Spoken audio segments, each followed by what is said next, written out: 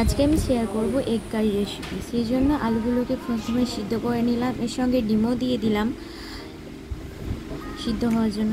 এরপর কড়াইয়ে তেল দিয়ে ওতে একটা ডিমের অমলেট ভেজে নিলাম। এর মধ্যে রয়েছে কাঁচা লঙ্কা, পেঁয়াজ। ডিমটাকে ভালোভাবে ভেজে নেব। এবার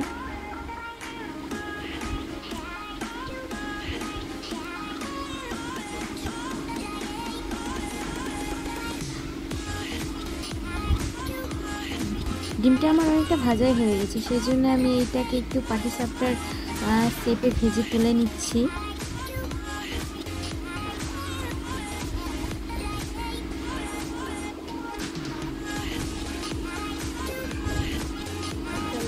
এরপর কড়াই সরষের তেল, এর মধ্যে 5 ফোড়ন, তারপর গরম মশলা, এরপর শুকনো লঙ্কা, তারপর ডিমগুলোকে আমি ভেজে নেব।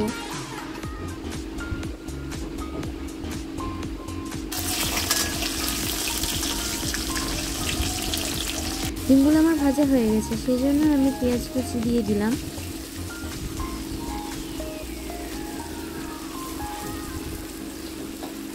এরপর পেঁয়াজটাকে একটু আমি নেড়ে নেব। পেঁয়াজটা একটু ভাজা ভাজা করে নেব। এরপরে আমি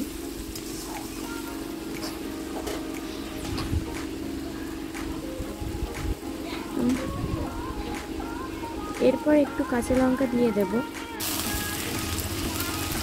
তারপর রসুন কুচি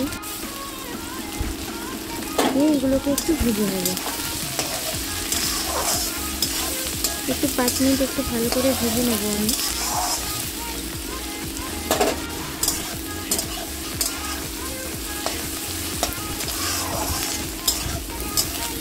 আমার ভাজা হয়ে গেছে। এরপর হলুদ গুঁড়ো, লবণ, এরপর 5 মিনিট এগুলোকে একটু ভালোভাবে ভেজে নেব।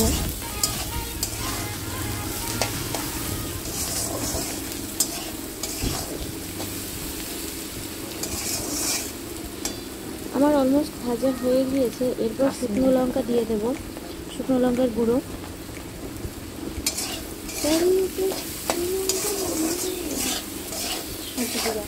এরপর টমেটো কুচি,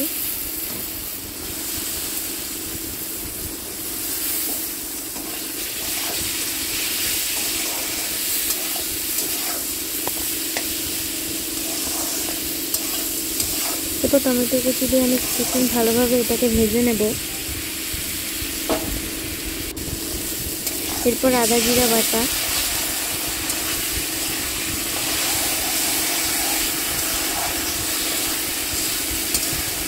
এরপর আমার আদা জিরাটা অনেকটাই ভাজা হয়ে গেছে। এরপর আমি সিদ্ধ করে রাখা আলুগুলো দিয়ে দেব।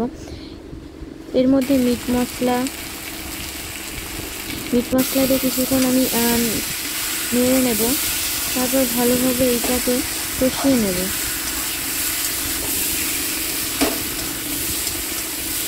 আমার কষানোটা অনেকটাই হয়ে গিয়েছে। এরপর একটু চিনি দিয়ে দেব। কষানোটা অলমোস্ট ডান। এবার একটু গরম জল দিয়ে দেব। একটু ভালো করে নেড়ে নেব। এর মধ্যে ভেজে রাখা ডিমগুলোও দিয়ে দেব।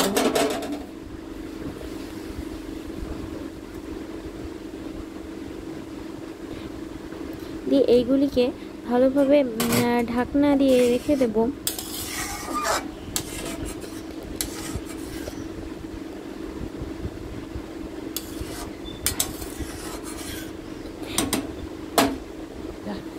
দিয়ে এবার একটু গরম মশলা দিয়ে আর ঘি দিয়ে একটু ফুটিয়ে নেব,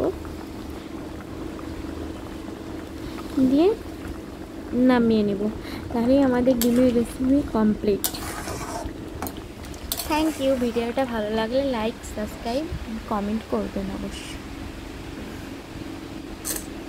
টাটা।